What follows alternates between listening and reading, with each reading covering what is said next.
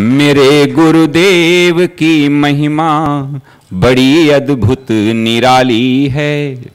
मेरे गुरुदेव की महिमा बड़ी अद्भुत निराली है भर जाती वो सब झोली जो जन्मों से ही खाली है भर जाती वो सब झोली जो जन्मों से ही खाली हैं।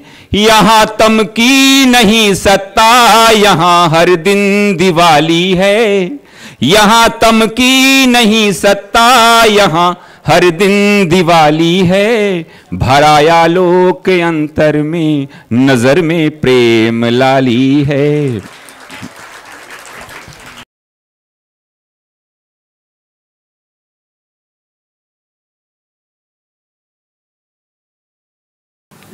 ओम सहना भवतु सहनो भुनक्तु सह वीर्यं करवावहै तेजस्विनावधीतमस्तु मा विद्विषावहै। ओम शांति शांति शांति। शंकरं शंकराचार्यं केशवं बादरायणं सूत्रभाष्यकृतो वन्दे भगवन्तो पुनः पुनः। ईश्वरो गुरुरात्मेति मूर्तिभेदविभागिने व्योमवद्व्याप्तदेहाय दक्षिणामूर्तये नमः। सदाशिवसमारम्भां शङ्कराचार्यमध्यमाम् अस्मदाचार्यपर्यन्तां वन्दे गुरुपरम्पराम्। श्रुतिस्मृतिपुराणानाम् आलयं करुणालयं नमामि भगवत्पादं शंकरं लोकशंकरम्। इस ब्रह्म विद्या केंद्र के समुपस्थित सभी आत्मस्वरूपों भक्तजन, प्रातःकालीन सत्संग में हम लोग अष्टावक्र गीता का चिंतन कर रहे थे, जिसके प्रथम अध्याय में महामुनि अष्टावक्र जी ने विदेहराज जनक को उपदेश दिया। सम्राट जनक, यह जो शरीर है, साम्राज्य है, सिंहासन है, यह सब का सब बाहर की तरफ है। वास्तव में तुम आत्मस्वरूप हो, और यह जो बाहर की तरफ है भी, वो भी परम सत्य नहीं है। वो भी केवल तुम आत्मा में ही ये सब कल्पित है। तुम अधिष्ठान रूप सच्चिदानंद ब्रह्म हो, और अनंत कोटि ब्रह्मांड तुम पर सब का सब कल्पित है। महाराजा जनक इस भाव को अनुभव कर लिए। तो दूसरे अध्याय में जनक महाराज ने अपने मन की बात कही, मैं अनुभव कर रहा हूँ। इस समय मैं साक्षात अपनी अनुभूति में हूँ कि मैं वही चेतन तत्व हूँ, सर्वव्यापक तत्व हूँ। जैसे समुद्र में अनेकानेक लहरें आती हैं और चली जाती हैं सब समुद्र में, ऐसे ही मुझ आत्मा में अनेकानेक जीव आदि उत्पन्न होते हैं, सब समा जाते हैं।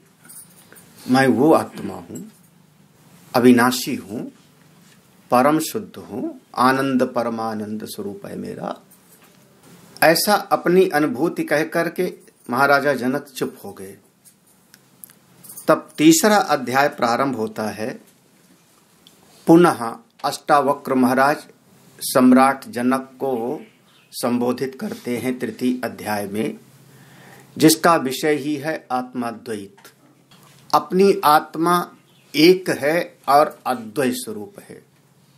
आत्मा एक है, नित्य है और अद्वैत स्वरूप है। आत्म दृष्टि से देखो तो दूसरी किसी चीज की सत्ता नहीं है।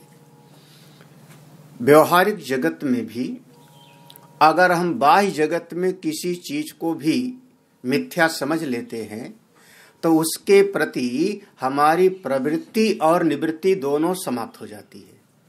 किसी भी वस्तु के प्रति अगर मिथ्यात्व निश्चय हो गया तो उसके लिए पाने की कोई चाह नहीं होती और उससे बचने की भी कोई चाह नहीं होती। यथा आकाश की नीलिमा, एक बार चित्त में दृढ़ निश्चय हो गया कि आकाश का नीलापन मिथ्या है, कल्पित है, भ्रम है, तो कोई भी समझदार व्यक्ति आकाश के नीलेपन को पकड़ने के लिए दौड़ता नहीं, उससे बचने का भी कोई प्रयास नहीं करता, क्योंकि झूठा है। तो झूठी वस्तु को पहचानने का ये लक्षण घटित होना चाहिए। इसलिए कहते हैं लक्षण प्रमाणाभ्याम वस्तु सिद्धि ना तो प्रतिज्ञा मात्रेण। जो कोई भी चीज कहो उसके लक्षण होने चाहिए। तो अगर इस जगत को, सारे ब्रह्मांड को आपने अध्यस्त समझ लिया, कल्पित समझ लिया, तो आपकी फिर कल्पित वस्तु के प्रति प्रवृत्ति और निवृत्ति शांत हो जानी चाहिए।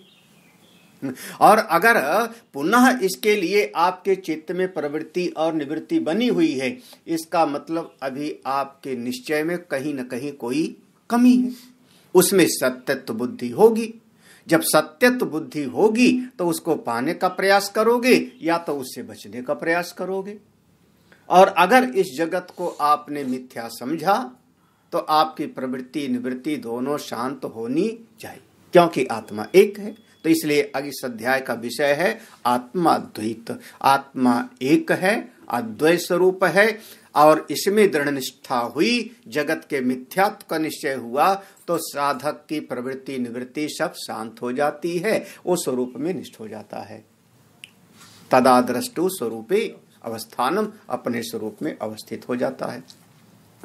एक दूसरा भी विषय समझना, एक तो मिथ्यात्व निश्चय का परिणाम प्रवृत्ति निवृत्ति की शांति होनी चाहिए। दूसरा भी इसका विषय समझो, मनुष्य के जीवन में 4 पुरुषार्थ माने जाते हैं। पुरुषैहि अर्थयते इति पुरुषार्थः। पुरुष जिस चीज की कामना करते हैं, जिसको चाहते हैं, उसी का नाम है पुरुषार्थ। मनुष्य जिसकी चाह करता है ये चीज हमको मिले या हमको प्राप्त हो, उसी को हम कहते हैं पुरुषार्थ। 4 मुख्य चीजें हैं जिनको हम कहते हैं पुरुषार्थ चतुष्टय: धर्म, अर्थ, काम और मोक्ष। ये चारों को मिला करके हम कहते हैं पुरुषार्थ चतुष्टय। पुरुष धर्म भी चाहता है, कोई हमसे झूठ न बोले, हाँ, कोई हमारी वस्तु को चुरावे ना, कोई हमारे दिल को दुखावे ना। इसका मतलब आप चाह क्या रहे हो? सारी दुनिया के लोग सत्य बोलें, सारी दुनिया के लोग अस्ते व्रत का पालन करें, हमारी चीज कोई चुरावे ना, हमको कोई दुखावे ना, हमको कष्ट ना देवे, सारी दुनिया के लोग अहिंसा व्रत का पालन करें। तो जो धर्म के लक्षण है वो जीव चाहता तो है, उसके भीतर मूलभूत चाह है धर्म की। हाँ, दूसरी चाह है अर्थ की। हाँ, अर्थ माने वह चीज जिसमें बाहर की किसी वस्तु को क्रय करने की, प्राप्त करने की सामर्थ्य हो, ऐसी वस्तु अर्थ कहलाई जाती है। जिस वस्तु में बाहर की वस्तु को प्राप्त करने की, क्रय करने की सामर्थ्य होती है। प्राचीन काल में, या प्राचीन नहीं, हम लोगों के बचपन में ग्रामीण समाज में एक किसान होता था, वो अनाज देता था और बदले में जो और लोग होते थे उसका काम करते थे। बढ़ई होता था, धोबी होता था, नाई होता था, कुम्हार होता था, वो सब काम करते थे और वो उसको अनाज देता था। अभी भी अनेक जगह पर है, 1 किलो अनाज लेके गए, अनाज दिया और उसके बदले में नमक तेल आदि कुछ न कुछ लेकर के आ जाते हैं।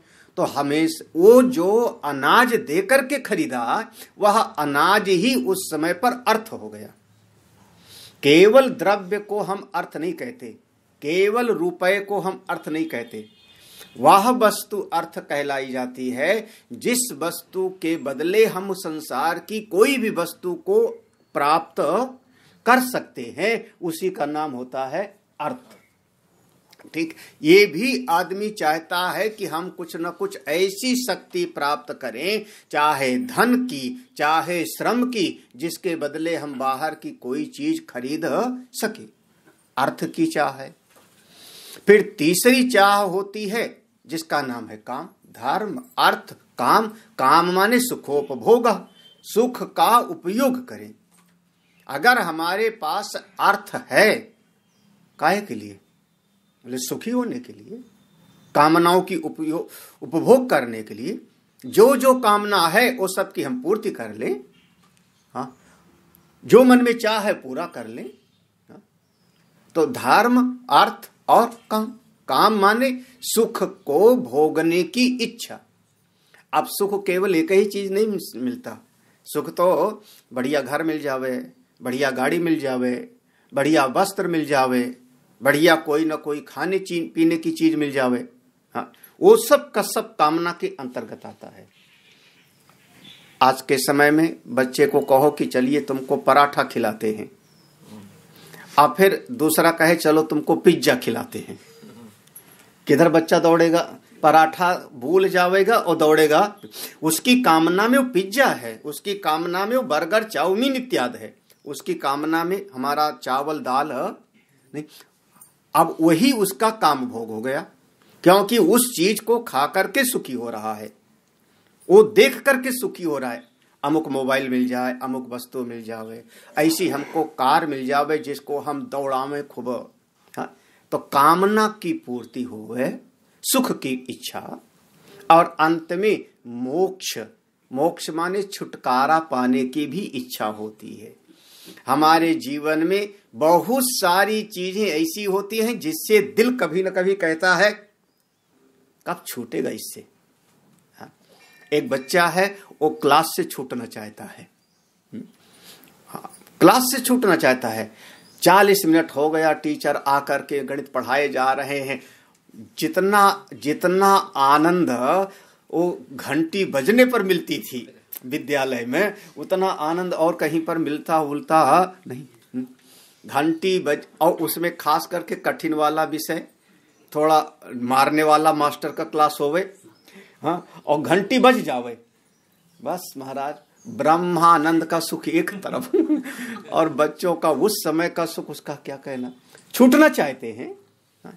आप विद्यालय से छूटना चाहते हैं। घर में अगर कोई डांट डपट करे तो आदमी घर से छूटना चाहता है, घर से छूटना चाहता है। क्यों? बोले घर में जो है बताओ, जब देखो तब कोई ना कोई डांटता ही रहता है। आजकल घर का बच्चा, आप बंबई में हो, बंबई में जो बच्चा, यहाँ बड़े बड़े विद्यालय होंगे, लेकिन यहाँ का बच्चा चाहेगा कि मैं दिल्ली में पढूं, और दिल्ली वाला बच्चा चाहेगा मैं पूना पढूं, पूना वाला बच्चा चाहेगा कि मैं बंगलोर जाके पढूं।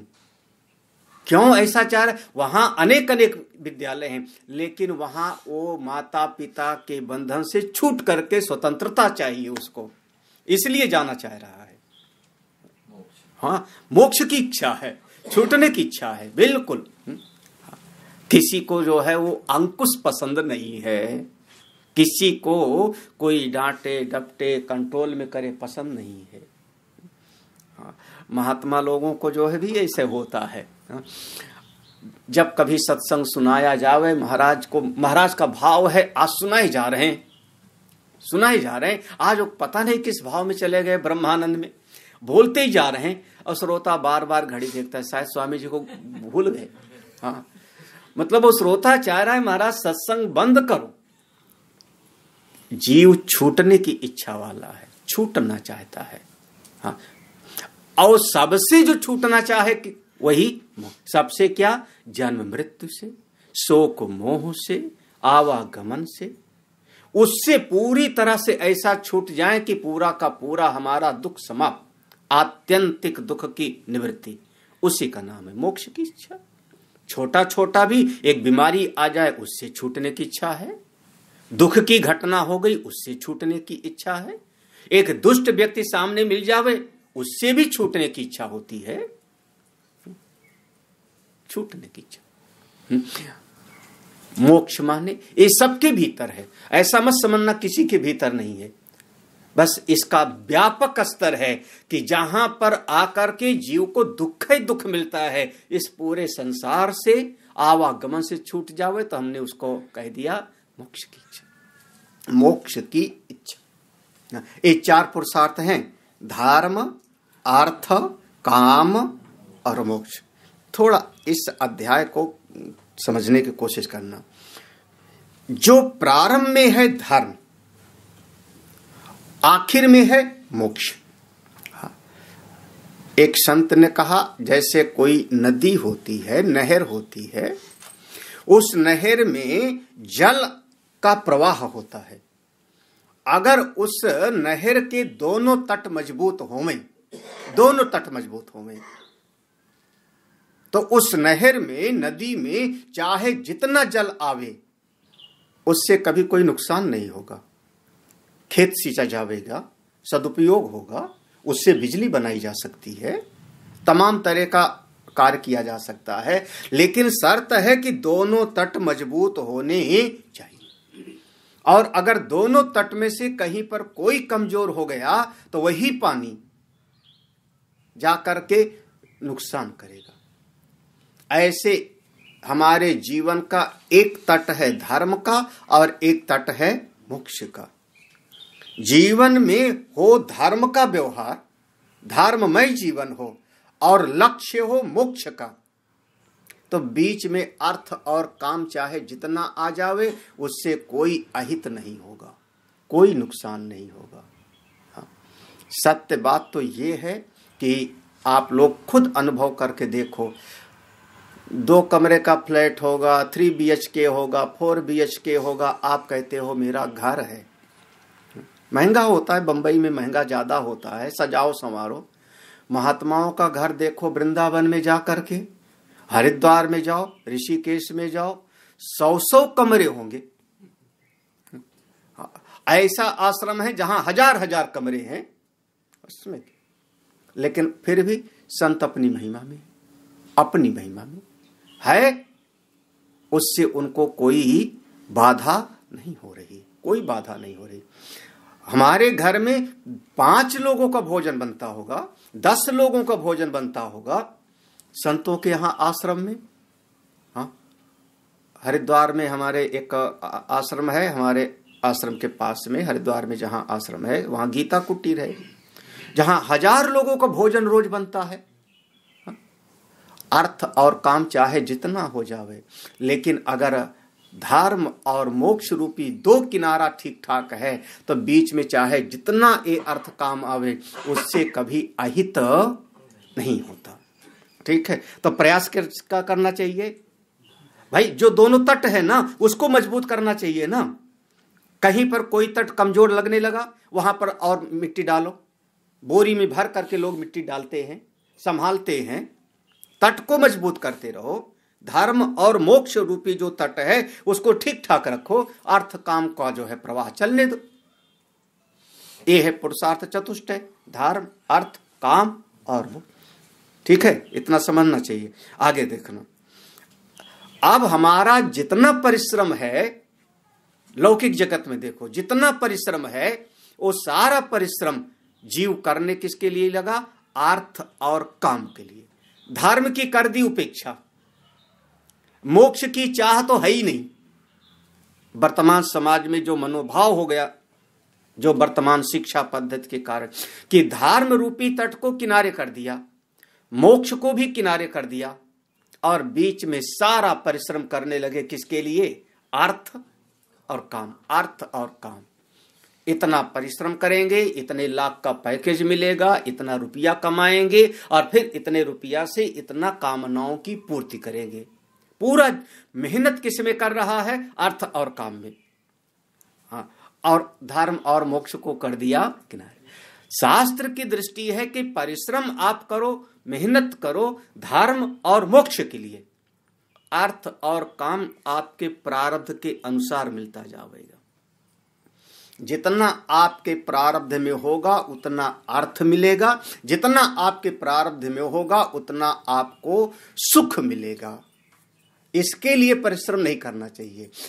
ठीक है ना। यहाँ ये समझना, आगे प्रश्न, आगे का जो अध्याय है यही है कि आगे का अध्याय कहा जा रहा है कि जो जीव परिश्रम कर रहा है अर्थ और काम के लिए, यह उसकी नासमझी है, क्योंकि अर्थ भी इसी कल्पित जगत में है, कामना भी कल्पित जगत में है।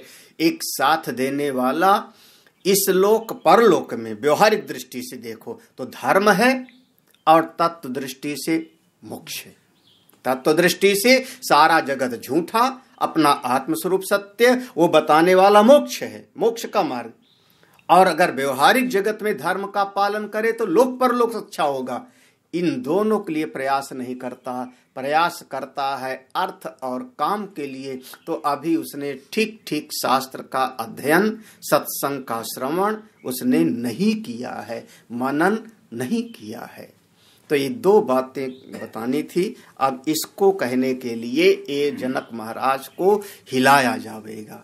स्थाणु खनन के द्वारा, स्थाणु खनन, खूंटा गाड़ा गाय को बांधने के लिए, उसको हिला के देखा, अगर हिल जाता है तो पुनः उस पर थोड़ा खूंटा और मजबूत करने का प्रयास किया जाए। ऐसे ही अब जनक महाराज को अष्टावक्र जी कहते हैं, अगर तुम तत्ववेत्ता हो, तुमने समझ लिया कि जगत सब का सब अध्यस्त है, कल्पित है, तो ये अर्थ और काम के लिए क्यों परिश्रम कर रहे हो। अर्थ और काम दो चीजों, इस अध्याय में इन दोनों पर लिया है। अब इन्हीं दोनों को एक नाम और दिया जाता था पहले, कंचन और कामनी से बचो। कंचन, कंचन माने केवल सोना ही नहीं। अब कह दो कंचन शब्द कहा है तो उसमें चांदी नहीं आवेगा। हाँ, संतों ने कहा कि कंचन से बचो, तो हम चांदी इकट्ठा करने लगे, हीरा इकट्ठा करने लगे, मोती इकट्ठा करने लगे, क्योंकि उन्होंने तो कहा ही नहीं। उन्होंने क्या कहा, कंचन। कंचन माने होता है सोना। हाँ, तो हम तो बढ़िया जो है 10-15 फ्लैट खरीदेंगे, 10-15 जो है रियल एस्टेट में पैसा लगावेंगे, कंचन नहीं रखेंगे। बोले ऐसा नहीं चलेगा। सिद्धांत है अर्थ और काम, अर्थ और काम, उसको कहा कंचन और काम। हाँ, काम माने वहां सुख की इच्छा, बहुत सारी चीजें आ जाती, केवल स्त्री या पुरुष नहीं। जहां जहां पर आपको लगता है कि इससे हम सुखी हो जाएंगे, भोजन से, वस्त्र से, वस्तुओं से, गाड़ी से, घर से, सब का सब वो काम के अंतर्गत आ जाएगा। तो वो दो चीजों के लिए जो प्रयास कर रहे हो, ये तुम्हारे प्रारब्ध के अनुसार मिल जाएगा। इसके लिए प्रयास ना करके करना चाहिए मोक्ष के लिए, अपना सामर्थ्य लगाओ मोक्ष के लिए। हम लोग पढ़ते हैं अष्टावक्रुवाच अविनाशिनमात्मानम्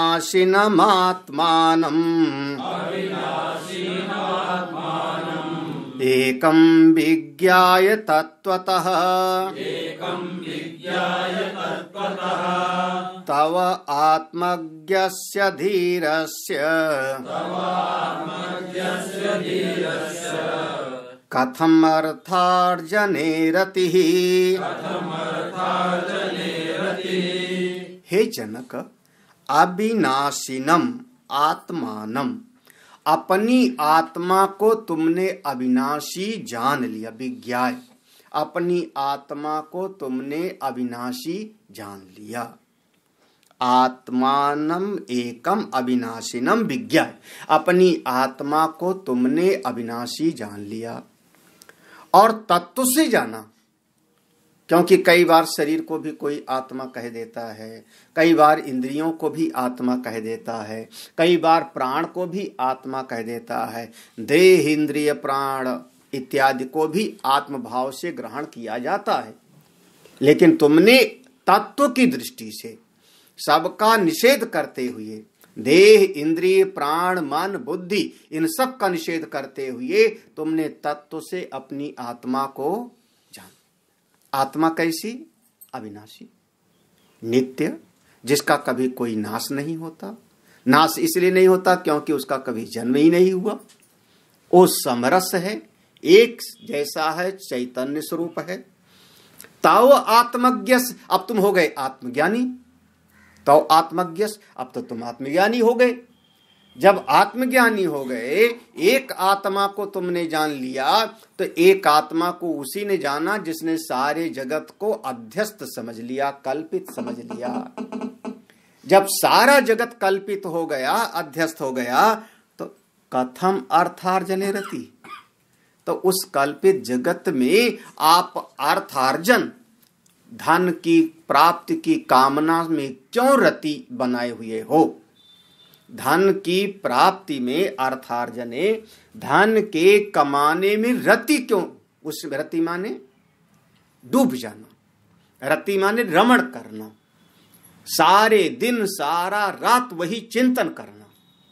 रति, रति माने जिसमें पूरी तरह से रम जावे।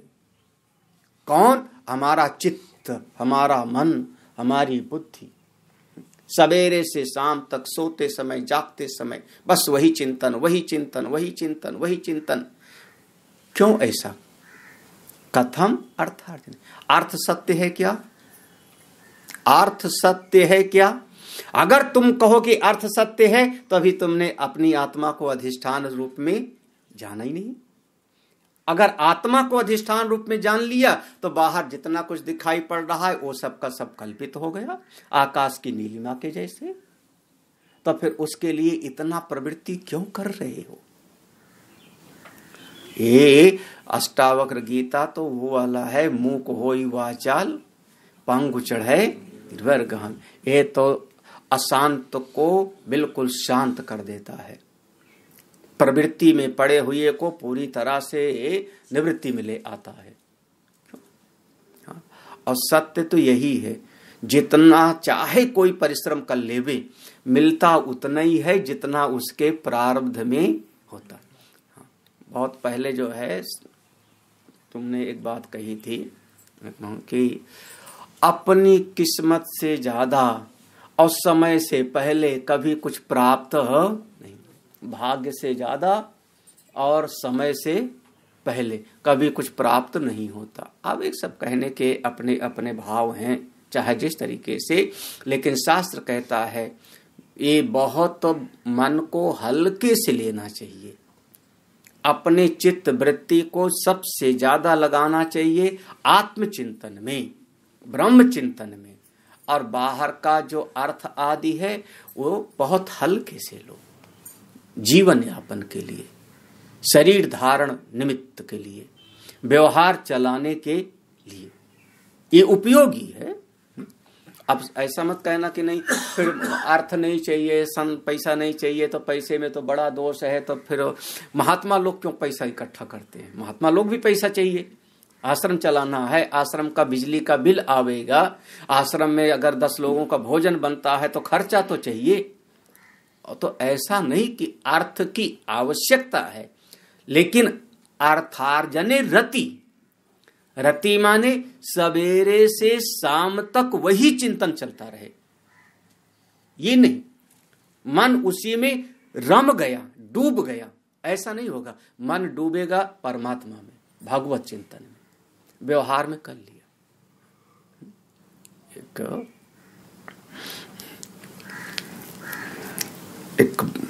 एक बहुत अच्छे महात्मा हरिद्वार के,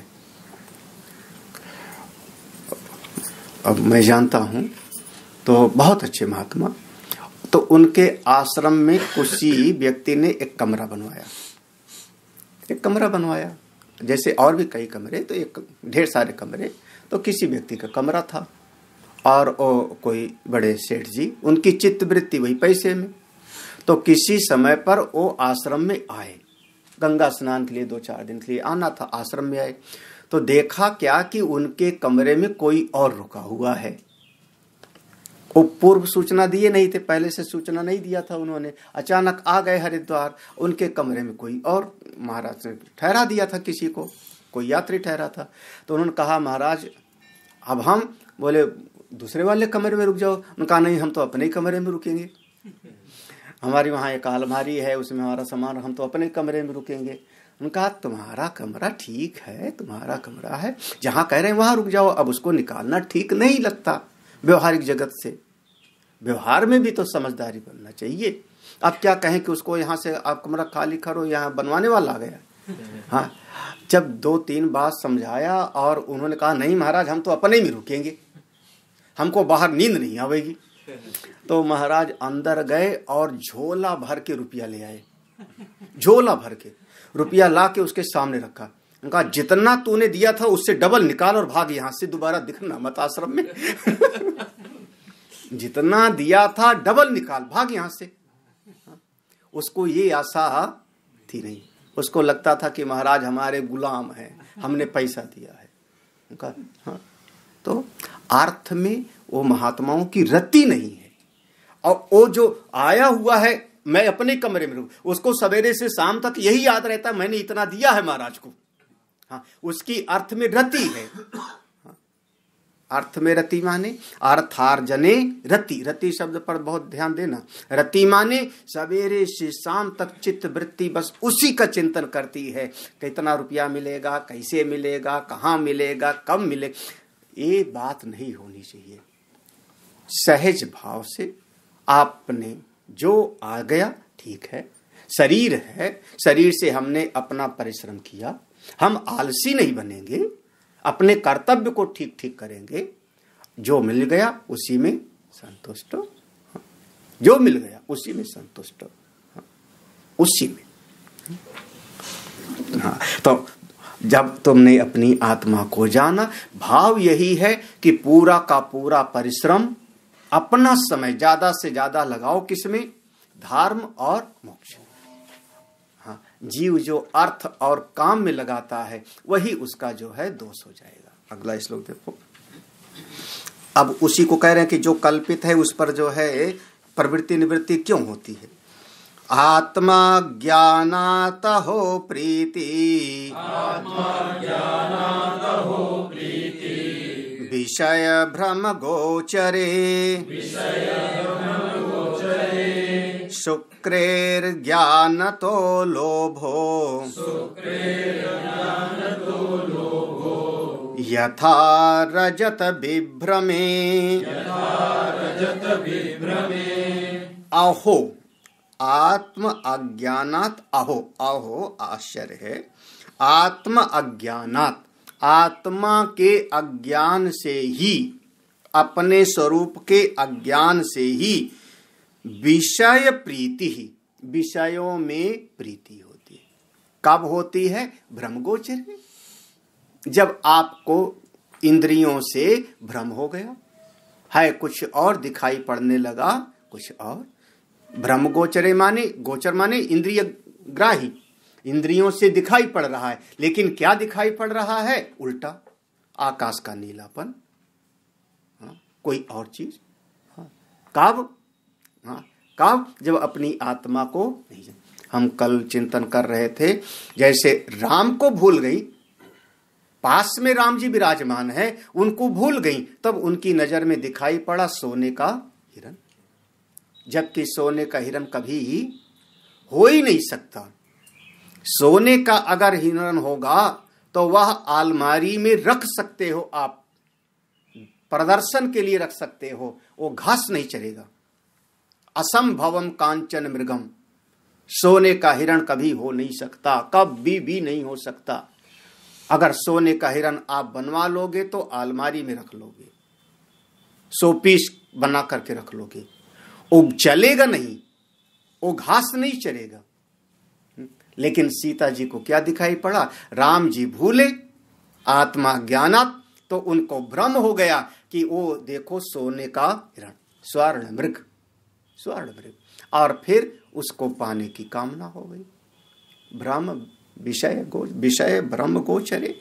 जब जब ऐसी स्थिति होती है इस जगत में, पहले आप देखते हो उल्टा देखते हो, फिर पाने की लालसा होती है और फिर संसार का बखेड़ा शुरू हो जाता है पूरा का पूरा। कब होता है? जब अपनी आत्मा को विस्मृत कर दिया, अपने स्वरूप को किनारे कर दिया।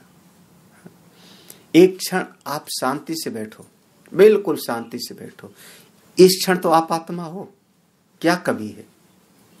परमेश्वर की कृपा से चाय मिल गई, परमेश्वर की कृपा से सवेरे का नाश्ता मिल गया, भगवत कृपा इतना है कि बैठने के लिए बढ़िया कमरा भी है, छत है, सत्संग हाल में बैठे हो, सर्वोत्तम ग्रंथ हमारे हाथ में है, श्रेष्ठतम ग्रंथ है, जीवन का जो परम कल्याण करने वाला है वो हम सत्संग श्रवण कर रहे हैं, शास्त्र की बात श्रवण कर रहे हैं। इससे ज्यादा श्रेष्ठ और क्या होगा? और क्या होगा? सर्वोत्तम तो यही है। इसी क्षण अपने स्वरूप में रहो। लेकिन फिर भी इसके बावजूद भी चित्त वृत्ति हमारी इस सत्संग को, शास्त्र को, इस क्षण को भूल करके अगले क्षण में चली जाती है। 9 बजे सत्संग समाप्त होगा तो अमुक काम जा करके हमको करना। बस कहां गई चित्त वृत्ति? सत्संग में बैठे बैठे, सत्संग में बैठे बैठे, श्रेष्ठ शास्त्र हाथ में श्रवण करते करते चित्त वृत्ति गई कहां पर? कि बस 9 बजे सत्संग जैसे समाप्त होगा तो अमुक अमुक जो है एक काम करना है, वो काम करना है, वहां जाना है, वहां जाना है। ये आपका हो गया प्रीति। कहां पर गई? ब्रह्म गोचरे, भ्रम में चली गई, भ्रम में चली गई। बैठे हैं हम उस स्वरूप में और चित्त वृत्ति हमारी भटक गई। और जीवन के जीने की कला है कि जब जो काम आएगा कर लेंगे, जब हमको चिट्ठी लिखनी होगी लिख लेंगे, जब हमको बात करना होगा बात कर लेंगे। महाराज श्री पूज्य वृंदावन के जो यहाँ मंच पर बहुत रहे पूज्यपाद महाराज श्री स्वामी अखंडानंद महाराज, उनके बारे में एक कहावत ही है, ब्रज में सब अनुभवी लोग भी होंगे, कि जिससे मिलते थे उनको लगता था सबसे ज्यादा महाराज श्री हम ही को प्रेम कर रहे हैं। जिससे भी मिलते थे, हाँ, जो भी आया इतने प्यार से बात किया, आओ बैठो, भोजन किया कि नहीं किया, रहने की व्यवस्था हुई कि नहीं हुई, और मिलके चला गया। सबको लगता था कि सबसे ज्यादा महाराज श्री प्रेम हम ही को करते। और अगर दिल से पूछो तो महाराज श्री किसी को प्रेम नहीं करते, वो तो केवल अपनी आत्मा में रमण करते हैं। अपनी, क्योंकि आप में उनको अपनी आत्मा दिखाई पड़ रही, इसलिए प्रेम लग रहा है आत्मदृष्टि से। तो संसार में अगर आपका ममत्व बनता है, आसक्ति बनती है, लोभ बनता है, तो कहीं न कहीं अज्ञान है, अपनी आत्मा को नहीं। शुक्रे अज्ञान तो लोभो। अरे शुक्रे, शुक्र माने यहाँ पर सुक्ते हैं। अच्छा, सुक्ते ही सही है। इसमें जो छपा है शुक्रे छपा हुआ है, शुक्रे सही नहीं है, सुक्ते ही सही है, सुक्ते सही है, ये मिसप्रिंट है। तो सुक्ते अज्ञान तो लोभो। जब सीप का सही सही ज्ञान नहीं हुआ, सीप को हमने ठीक ठीक नहीं देखा, तो रजत विभ्रमे, तो उस पर हमने चांदी का भ्रम हुआ, और चांदी देखा तो पकड़ने की इच्छा हो गई, लोभ हो जाए थे, लोभ पैदा हो गया, ये चांदी हमको मिल जाए। कब? सीप के अज्ञान से उस पर चांदी का भ्रम हुआ और चांदी को फिर पाने का लोभ हो जाता है। उसी प्रकार से आत्मस्वरूप के अज्ञान से फिर नाना नाम रूप रूपी जितना ये पखेड़ा है, इसका हमने उस पर आरोपण किया आत्मा पर, और फिर इसको प्रवृत्ति निवृत्ति में हम फंस जाते। ये पाना है, इससे बचना है, ये इसको पकड़ो, इसको छोड़ो, यही सारा का सारा संसार। अपने स्वरूप को जानो और मुक्त हो जाओ। हाँ? आत्मा के अज्ञान से संसार की तरफ जीव दौड़ता है।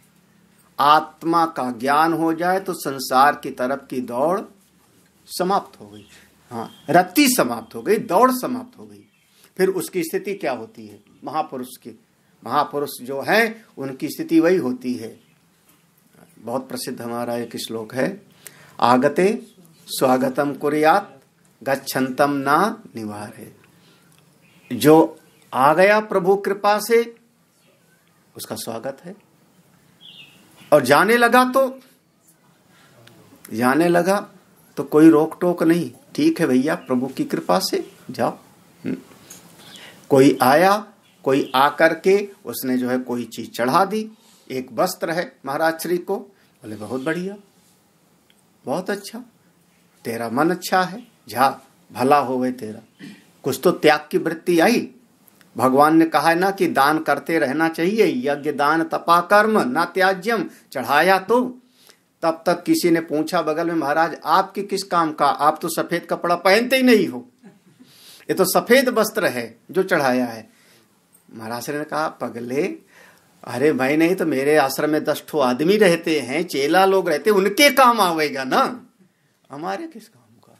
गच्छन्तम, जब तक किसी ने देखा, महाराज श्री एक वस्त्र मेरे बड़े काम का है, ये जूता में कोई हमको जूता लेके आया 9 नंबर का, हमने कहा ये पूर्णांक है हमारे यहाँ गणित में पूर्णांक है 9 नंबर, अब लगता हमको 7 नंबर का है और लाया 9 नंबर का, मैं क्या करूं उसको।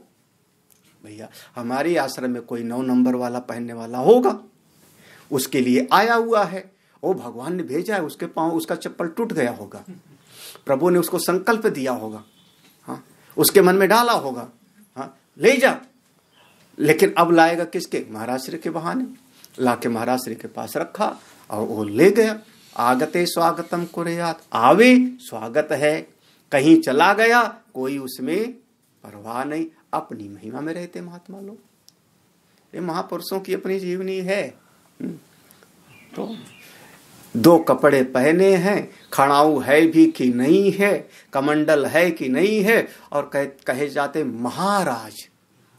राजा तो छोटा मोटा होगा और वो महाराज हैं। आत्म सिंहासन लब्ध दीक्षा, कहां पर विराजमान है, बोले आत्मा रूपी सिंहासन पर विराज, सम्राटों के भी सम्राट, और बड़े बड़े लोग भी आएंगे तो वहां पर प्रणाम करेंगे, नीचे बैठेंगे, डरते हुए आएंगे, स्वामी जी ठीक से बात करेंगे कि नहीं, हाँ क्यों महाराज हैं, महिमा है उनकी, क्यों वो जानते हैं सारा जगत मुझ में कल्पित है। देखो अगला, अब आप लोग इन महात्माओं से सीख जाओ। महात्मा जो ज्ञानी है उनके पास कुछ नहीं है, लेकिन उनका स्वाभिमान देखो। ए राजा किनारे हो जा, रास्ता हमको खाली कर। पहले आया था, प्रथम दिन मैंने सुनाया था अष्टावक्र का। अष्टावक्र जब अपने मामा श्वेत केतु के साथ गए थे और उनका सवारी आ रही थी राजा की, तो उनका राजा को रास्ता पहले देना चाहिए। उनका शास्त्र में वर्णन है कि जिसके आंख नहीं है उसको रास्ता पहले देना चाहिए, सर पे बोझ है तो उसको रास्ता देना चाहिए, और अगर कोई ब्राह्मण है तो सबको रास्ता रोक करके ब्राह्मण को रास्ता पहले देना चाहिए। आज के जमाने में तो मंत्री को रास्ता दिया जाता है, ब्राह्मण को रास्ता दिया जाना चाहिए। बताओ, अष्टावक्र 8 जगह से शरीर टेढ़ा, और गौरव उनका, एक चेहरे पर उनका स्वाभिमान, वो इस आत्मज्ञान की महिमा है, आत्मज्ञान की महिमा। तो आत्मज्ञान को जो पाने वाला होता है ना, वो लुंज पुंज सा मरा सरा नहीं होता। अरे सब लुट गया, क्या करूं, कुछ रहा नहीं दुनिया में, जीने का कोई फायदा नहीं। पुराने जमाने का गाना था, वो गिरीश भाई को याद होगा, पुराने जमाने का गाना, फिल्मों का, जब दिल ही टूट गया हम जी के क्या करेंगे। ये सब काहे के लिए? आप ब्रह्म हो, आत्मा हो, आप शिव स्वरूप हो, चेहरे पर कोई मुर्दानी नहीं चाहिए। श्लोक पढ़ो, देखो। विश्वम स्फुरति यत्रेदम तरंगा इव सागरे सोहमस्मीति विज्ञाय किम दीन इव धावसी विश्वम स्फुरति यत्र।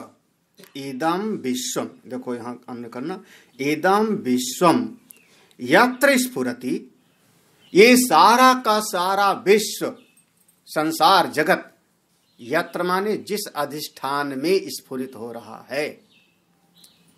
दृष्टांत आया था जैसे समुद्र में अनेक अनेक लहरें, तरंगा यू सागरी, जैसे सागर में बहुत सारे तरंग समुद्र में ही उत्पन्न हुई, समुद्र में ही स्थित है, समुद्र में ही लय हो। ऐसे समस्त जगत, ये सारा विश्व मुझ आत्म स्वरूप में उत्पन्न होता है। ज्ञानंती खेलंती, सबका सब उसी में रहती है, उसी में शांत हो जाती है। और यह जो अधिष्ठान रूप यत्र, वो जो अधिष्ठान स्वरूप आत्मा है वही मैं हूं। सो हम अस्मि, सो हम, वो सबका अधिष्ठान, सर्वा अधिष्ठान, वह पर ब्रह्म स्वरूप आत्मा मैं हूं, वही मेरी आत्मा है। असलियत तो मेरी वो है। इति विज्ञाय, अष्टावक्र महाराज का संदेश है। इसको जो जान लिया, अगर इसको जान लिया तो किम दीन उधावसी, अरे एक तरफ तो आत्मज्ञानी कहते हो और दूसरी तरफ दीन बन करके, दीनहीन बन करके इतस्तता, कभी इधर कभी उधर क्यों दौड़ रहे हो? फिर क्यों दौड़? शांति से बैठो ना स्वरूप में, अपनी महिमा में।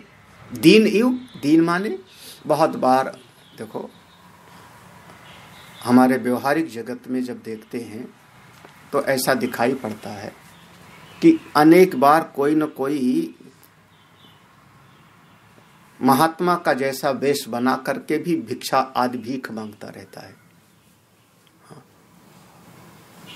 आश्चर्य लगता है, अरे आप महात्मा हो, महात्मा का वेश बनाए हो, वेश ही बनाए हो, कोई बात नहीं, किसी मंदिर के किनारे जाके बैठो, महात्मा जैसे बन जाओ, अपने आप आपको यही समाज ला ला करके देगा। लेकिन जब आप एक एक दुकान के सामने घूमोगे तो आपकी स्थिति हो गई कि आप, ये इतना तो बोध है कि महात्मा श्रेष्ठ होते हैं, जानते हुए भी महात्मा का वेश बनाया और एक एक दुकान के सामने जाकर के एक एक रुपए भिख। ये दीन इव धावसी, कैसा लगता है? हाँ। जब हमको अच्छा नहीं लगता तो ऐसे महापुरुषों को ये अच्छा नहीं लगता कि आप ब्रह्म स्वरूप हो, आप आत्मा स्वरूप हो और आप दूसरे के पीछे दौड़ते रहते हो। हे भैया, थोड़ा हमारा ख्याल करना, थोड़ा हमारा भला करना, हमारा साथ देना, हम जा रहे हैं मुकदमा लड़ने, गवाही दे देना। क्या दीन इव धावसी? तुम आत्मा के, आत्मस्य पुत्राः। जब भगवान ने कहा ममई वांसो जीव लोके, जीव भी समझो तो जैसे स्वर्ण का जो बना हुआ आभूषण होता है सोना ही होता है। अगर थोड़ा सा उसमें तांबा मिल भी गया, 24 कैरेट से 20 कैरेट का भी हो गया, तो भी है तो सोना ही। जब हम ईश्वर के अंश हैं तो गए गुजरे थोड़े हैं। अपने आप को कभी गया गुजरा मत मानो। किम दीन इव, दीन इव हो नहीं, दीन गए गुजरे हो नहीं, लेकिन ऐसे लगता है कि जैसे कुछ है। बंबई में ही हमारे पूज्य गुरुदेव का स्थान, पवई पार्क ड्राइव में जगदीश्वर टेम्पल, चिन्मय मिशन का, वहां पर हम लोग कुछ समय तक रहे। पूज्य गुरुदेव गाड़ी में बैठे अपनी कुटिया से बाहर निकले थे और जा रहे थे, और एक ब्रह्मचारी वहां बुक स्टॉल की तरफ से अपने कमरे की तरफ जा रहा था और थोड़ा सा चेहरे पर उसके मलिनता थी, चेहरा उतरा हुआ सा। गुरुदेव ने गाड़ी रुकवाई, रोक गाड़ी, स्टॉप। गाड़ी रुक गई, गुरुदेव उतर गए और उतर करके उन्होंने कहा ब्रह्मचारी इधर आओ, और उस ब्रह्मचारी से पूछा भोजन आज नहीं मिला था क्या? वस्त्र की कोई कमी है? रहने का कमरा है कि नहीं है? बोले वो डर गया बेचारा। गुरुदेव गाड़ी से उतर के खड़े हो गए सामने पर। गुरुदेव ऐसा कुछ नहीं, सब ठीक ठाक है। हाँ, वस्त्र है, भोजन है, रहने का कमरा है, श्रेष्ठतम शास्त्र हैं। हाँ, ब्रह्म विद्या का श्रवण मनन कर रहे हो। गुरुदेव ने कहा फिर तुम्हारा चेहरा ऐसे उतरा हुआ क्यों है? क्यों गए गुजरे से लग रहे हो? हाँ? कमी किस बात की है तुमको? जो कमी है बताओ मुझको, किस बात का? वो फिर घबरा जाता है। हाँ? किस बात की कमी है बताओ, किस बात की कमी? दीन यू माने जैसे आप हो उसी के मान बैठते हो। कोई मेरा अपना नहीं, कोई मेरा खास नहीं, मेरा कौन ख्याल रखेगा, हाय हाय मैं तो मर गया। अरे क्या यार, आप आत्मा हो, क्यों दीनता चेहरे पर? हाय हाय अब तो जीने का कोई पहुंच ही नहीं रहा। हाँ, किम दीन उधावसी, तुम दीनहीन हो, गुजरे हुए हो। हाँ? एक तरफ बातें करना हो, मैं ब्रह्म हूं, वाह आज ब्रह्म रो रहा है, विलाप करता हुआ ब्रह्म। किम दीन, क्यों दीन क्यों बनते हो? तुम तो स्वरूपता ब्रह्म। बहुत विश्वम स्फुरति यत्र इदम विश्वम, जिस अपने आत्मा रूपी अधिष्ठान में सारा विश्व तरंग के जैसे उत्पन्न होता है, स्थित रहता है, लय हो जाता है, यह अधिष्ठान स्वरूप आत्मा मैं हूं, वही मैं ब्रह्म स्वरूप हूं। अहम ब्रह्मास्मि सो हम, वही मैं तत्व हूं। फिर किस बात की दीनता? अपने भीतर कभी गए गुजरे का भाव नहीं लाना चाहिए। सब नष्ट हो जावे, सब नष्ट हो जावे। एक संत का ये शब्द है, उन्होंने कहा सब चला जावे, सब टूट फूट जावे, सब नष्ट हो जावे, तो भी आप फायदे में रहोगे। उसने कहा महाराज कैसे कहते हो, कैसे फायदे में रहेंगे? बोले बेटा जब तुम पैदा हुए थे तो शरीर पर कपड़ा भी नहीं था, निर्वस्त्र थे, और सब तुम्हारा का घर चला जावे, धन संपत्ति लुट जावे, सब नष्ट हो जावे, तो भी शरीर पे कपड़े तो एकात रह ही जाएंगे। चोर भी मिल जावे सड़क पर और सब छीन लेवे, तो कम से कम एकात कपड़ा तो छोड़ ही देगा ना। हमारे नर्मदा जी की परिक्रमा करते हैं संत लोग, वहां बीच में कुछ झाड़ी का एरिया है जहां मामा लोग मिलते हैं, बहुत प्यारे लोग जो है, संतों की खूब सेवा करते हैं। बस संत ऐसे घड़ी ना लगाओ, घड़ी लगाया हो, कमंडल बढ़िया होवे, कपड़े चमाचम होवे, तो फिर सेवा सत्कार शुरू। फिर उनको रख दो, सब ले लो आप महाराज, ले लो सबका सब। वो कहते हैं ऐसे नहीं, बिना मेहनत के कुछ लेना नहीं चाहिए। वो थोड़ा पीटेंगे भी, मारेंगे भी, आपका सब एक एक करके कपड़ा भी बढ़िया वाला छीन लेंगे, सारी चीज छीन लेंगे। हाँ, उसके बाद फिर आपको दूध भी पिलावेंगे। हाँ, बढ़िया दूध पिलावेंगे। हाँ बिल्कुल। अरे महात्मा हो तो घड़ी की क्या जरूरत है, रखो। हे महात्मा को देखो मोबाइल लेके चल। अब महात्मा लोग भी नर्मदा की परिक्रमा करने में महात्मा लोग भी सावधान हो गए हैं। तो जहां से वो वाला एरिया शुरू होता है झाड़ी का, उसके पहले ही जो आश्रम है वहां पर लाकर जैसा बना रखा है, ढेर सारे, इधर से भी उधर से भी, तो अपना सारा बढ़िया सामान वहां रख देते हैं, क्योंकि आगे का ऐसा यात्रा होगी। तो किम दीन युधावसी, क्यों दीनता बननी? दीनता क्यों? कुछ भी चला जावे, सब नष्ट हो जावे, तो भी आप तो जिंदा हो ना, आप जीवित तो हो। अरे मुझ में क्या कमी है?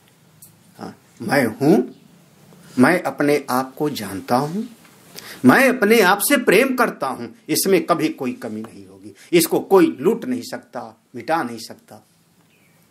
मैं हूं ये सत स्वरूप, मैं अपने आप को जानता हूं ये चित स्वरूप, मैं अपने आप से प्रेम करता हूं, यही आनंद स्वरूप, मैं तो सच्चिदानंद स्वरूप हूं। कभी गए गुजरे मत बनो।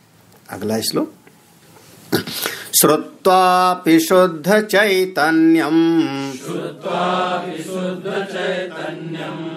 आत्मानम् अतिसुन्दरम्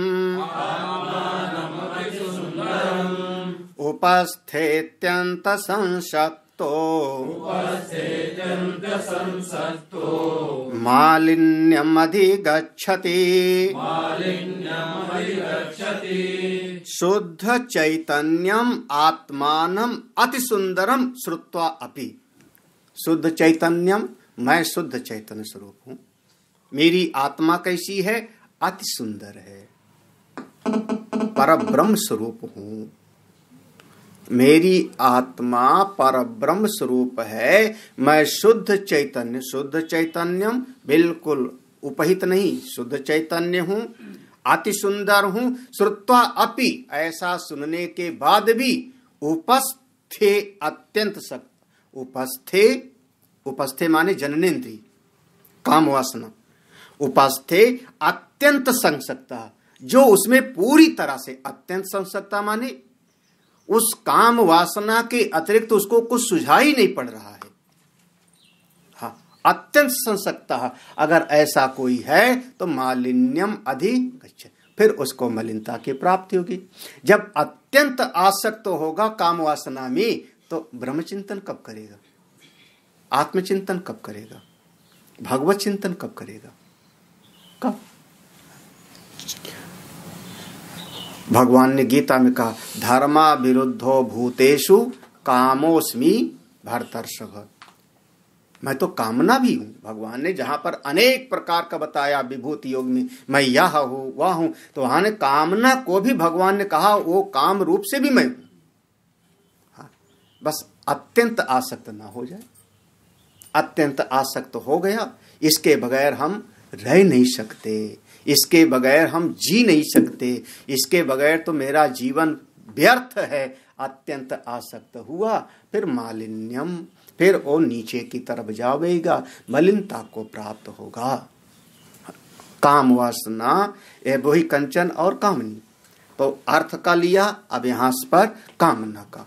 तो अगर बहुत ज्यादा आसक्त होगा तो चाहे गृहस्थ हो, चाहे वानप्रस्थी हो, चाहे ब्रह्मचारी हो, कहीं भी आसक्त होगा तो आसक्ति तो सब जगह ही बुरी है।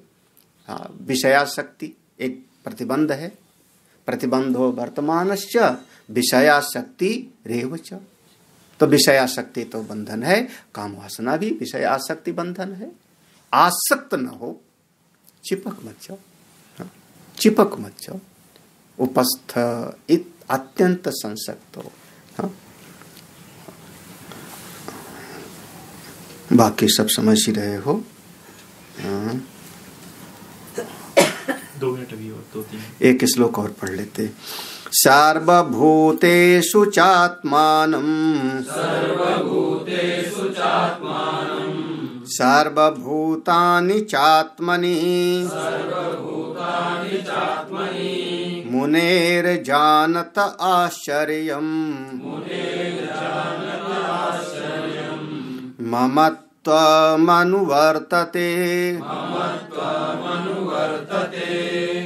ये श्रुति है, ईशावास्य में भी है और भी बहुत सारे उपनिषदों में है, भागवत में है। ये तत्ववेत्ता की दृष्टि है। सार्वभूतेषु चा आत्मानम, सभी प्राणियों में जो अपनी आत्मा को देखता है। और सार्वभूतेषु, सभी प्राणियों में अपनी आत्मा को देखता है। और सार्वभूतानि च आत्मनि, जितना जगत में जीव जात जगत है सबको आत्मा में देखता है। आत्मनि, देखो 2 बार आत्मा आ रहा है ना। आत्मानम माने आत्मा, सब में आत्मा को, आत्मानम आत्मा को, और अंत में आत्मनि माने आत्मा में। तो सब में आत्मा को देखता है और सब कुछ आत्मा में देख। सब में भगवान, भगवान में सब, सब में मैं हूं और मुझ में सब। मुनेर जानत, जो मुनि ऐसा जान लेता है, आश्चर्यम, अरे इस तत्व को जानने के बाद भी कि सब में एक ही आत्मा है, फिर भी कभी कभी ऐसा लगता है ममत्व, अरे ममता भी दिखाई पड़ जाती है। एक कहने का मतलब राजा जनक पर सीधे प्रहार है, सीधे प्रहार है। अष्टावक्र जी यहां कोई संकोच नहीं कर रहे हैं। हाँ, अभी तुम सम्राट हो, इसका मतलब दूसरे के देश पर विजय पाना चाहते होंगे, खजाना है तुम्हारे पास कि नहीं? हाँ, जब तुम आत्मा को जान लिए तो खजाने में क्यों रम रहे हो?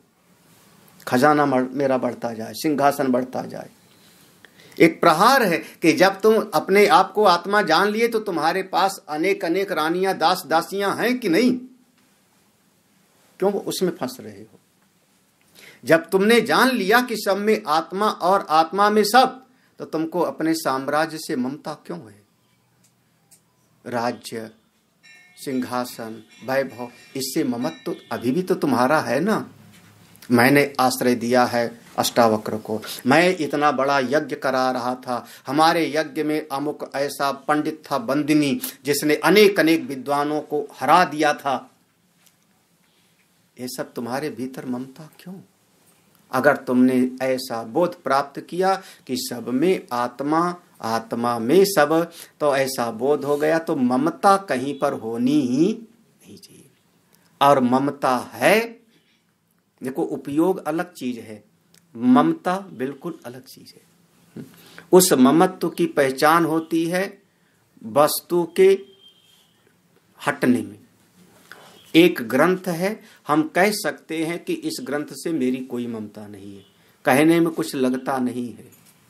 हाँ, जबान ऐसी है, जीवा उसमें एक भी हड्डी नहीं है, हिला दो, हम कह दें कि इस ग्रंथ से मेरी कोई ममता नहीं है। लेकिन हमारी ममता इससे है कि नहीं, इसका पता तब लगे जब इस ग्रंथ को कोई चुरा लेवे, या मेरे सामने कोई मेरे ही ग्रंथ को लेकर के चल पड़े, तब पता लगेगा कि ममता है कि नहीं। आप जाने दो, कोई हमारा ग्रंथ उठा के चल पड़े, आप जाने दो, उस समय देखो कि ममत्व है कि नहीं। ममत्वम अनुवर्तते, जब जान लिया कि तुमने कि सब में मैं हूं, तो फिर ममता किस बात की? यही सबसे बड़े बंधन है, ममता, अहंकार, और क्या। द्वैपदे बंध मोक्षाय निर्ममेति ममेति च ममेति बध्यते जंतु निर्ममेति परमुच्यते। 2 अक्षरों में बंधन मोक्ष की बात बताई भगवान शिव जी ने पार्वती को। ममेति बध्यते जंतु, मम इति, इस बात से बध जाता है, और निर्ममेति, कुछ भी मेरा नहीं है, इस वृत्ति से जीव मुक्त हो जाता है। ओम पूर्णमदः पूर्णमिदं पूर्णात् पूर्णमुदच्यते पूर्णस्य पूर्णमादाय पूर्णमेवावशिष्यते। ओम शांति शांति शांति। हरि ओम। श्री गुरुभ्यो नमः। हरि ओम।